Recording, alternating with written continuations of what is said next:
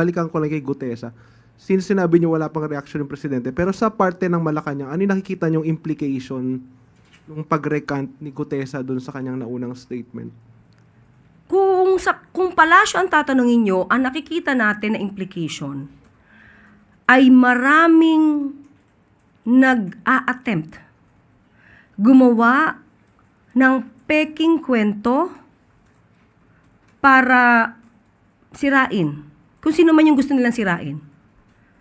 At maaaring isa sa mga reasons nito ay destabilization.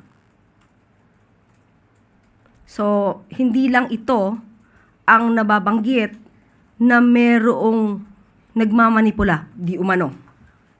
Nagmamanipula sa mga tao para maging false witness at ang offer ay pera. So, medyo nakakabahala ito dahil sisirain ito ang justice system natin.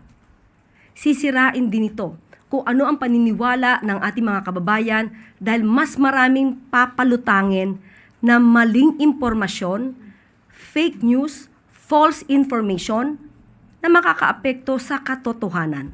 So yun ang implikasyon ng mga paggawa ng mga kwento gamit ang mga false witnesses at pagpaplanta ng ebidensya. So hindi po dapat ito manaig. Lalong-lalo na ngayon sa panahon ni Pangulo Marcos Jr., hindi po kasi yan ang direksyon na gusto ng Pangulo. Ang gusto ng Pangulo, due process, batas, ebidensya.